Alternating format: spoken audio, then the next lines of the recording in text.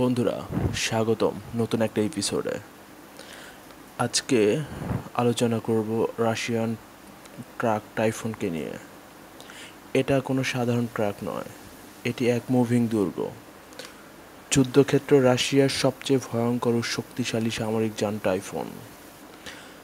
রাশিয়ার সামরিক বাহিনী তাদের সেনাদের সুরক্ষা এবং গতিশীলতা নিশ্চিত করতে তৈরি করেছে এই দুর্ধর্ষ ট্রাক টাইফুন।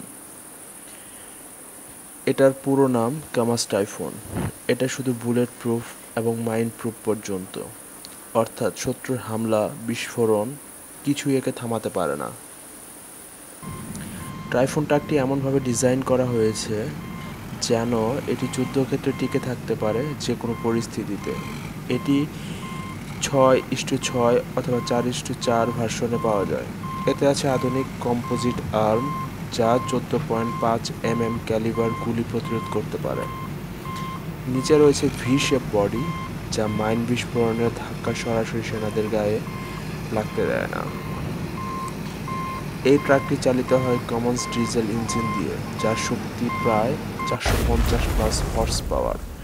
ভিতরে আছে navigation, satellite communication, night vision camera এবং স্বয়ংক্রিয় অস্ত্র সিস্টেমও। টাইফুন ট্রাক ব্যবহার করা হয় সৈন্য পরিবহন, মেডিকেল ইউনিট, অস্ত্র পরিবহন, স্পেশাল ফোর্স মিশনে। এটা এমন এক বাহন যেখানে শত্রুরা জানে হামলা করলেও ব্যর্থতা মেনে নিতে হবে। টাইফুন শুধু একটা ট্রাক নয়, এটি রাশিয়ার রণনীতির একটি বড় হাতিয়ার। আধুনিক প্রযুক্তি, ভয়ঙ্কর সুরক্ষা আর অভাবনীয় গতিশীলতা সব মিলিয়ে এটি যুদ্ধক্ষেত্রে এক কথায় অপ্রতিরোধ্য। আপনার কি মনে হয় এই ট্রাকটি আসলে যুদ্ধের গেম চেঞ্জার?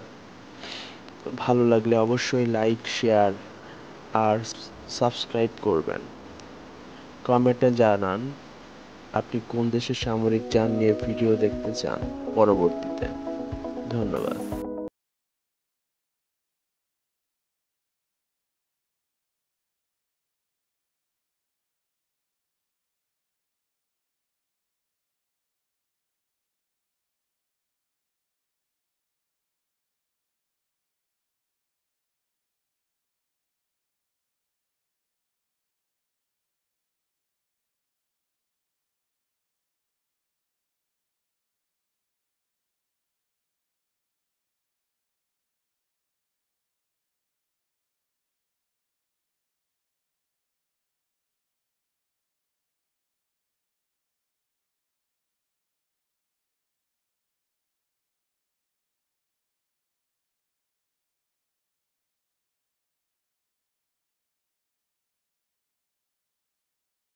পরবর্তীতে ধন্যবাদ।